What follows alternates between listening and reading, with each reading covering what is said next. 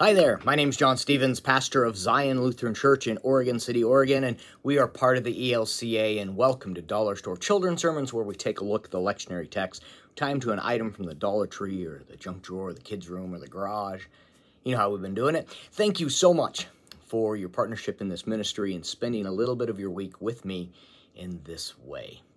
This is for the 24th Sunday after Pentecost, and I've got a couple of springboards. We're looking at Matthew, the 25th chapter, and we're looking at the parable of the lamps and the bridesmaids, and how 5 had oil and 5 didn't, and 5 asked the one with oil, "Can we use some of your oil?" And they say, "No, no, no, no," and so they go off to try to find oil, and the bridegroom comes and all of that. So, the question is, how do we do a children's sermon on this?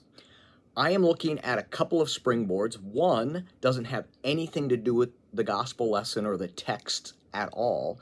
It has to do with the seasons of the church year, because if you are in a liturgical tradition and you change colors for the church year, the last 4 Sundays we were green. And then we were red for Reformation Sunday, if you celebrated that. Then you were white for All Saints Sunday, and then it's green, back to green. Boom, boom, boom, boom. Lots of changes. So it's a good time, perhaps, to talk about that. I love mysteries. I love clues. I love the things that that draw our attention to tell us some things have changed or some things are happening. And so this would be a great time to talk about the colors of the church year. Why do we use green? Why do we use green in Epiphany? And why do we use green in the Sundays after Pentecost? And why did we have white last week? What was that color all about? Red. Why do we use that? So those different springboards about why are we doing what we're doing? So and I think it's very helpful, because sometimes we think, kids don't care about that, but kids love it. They love clues. They love that. I think about when my kids were growing up, and we had Blue's Clues, and I love that. I use that, their themes, the I just got a letter, we just got a letter, and that whole thing. And I love that, drawing that into our second reading today is a letter to the Thessalonians. And so it's like that, talking about that the majority of our New Testament are letters sent to different people, and I wonder what they said, and all of those things that tie things together. So, but the clues that draw us to what's going on when we walk in, and to teach the kids when they walk in, pay attention to what has changed. Okay, so we're still the banners or the paraments and the cloths over the altar. What color is that? And so that's a springboard for that. Now, on the text, this is something I've done before, where and I use a flashlight on a phone, where turning that on, and then talk about how we the idea that light is meant to be shared. And the text, the parable goes into an end times, the bridegroom coming, and that, and we're getting closer to the end of the church year, which is why we have these kinds of readings. But for me, I think there's 10 bridesmaids with 10 lamps, and the fact is when you light one candle, or light one light, and then that actually I can see and my neighbor can see. Earlier on in Matthew says we should be the light of the world.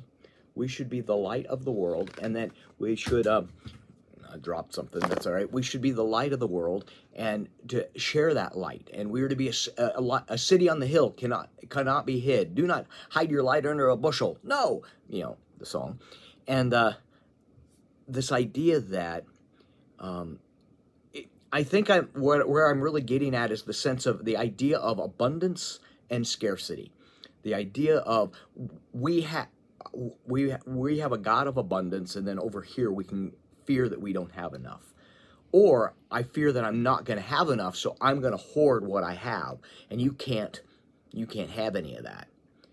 And the light, we light a single candle, and how much light that illuminates out. and it's amazing. So tying that in with the idea of a cell phone, your baptismal candle, that we are called to be lights. We are called to share the good news and be light to the world, and to glorify God in heaven.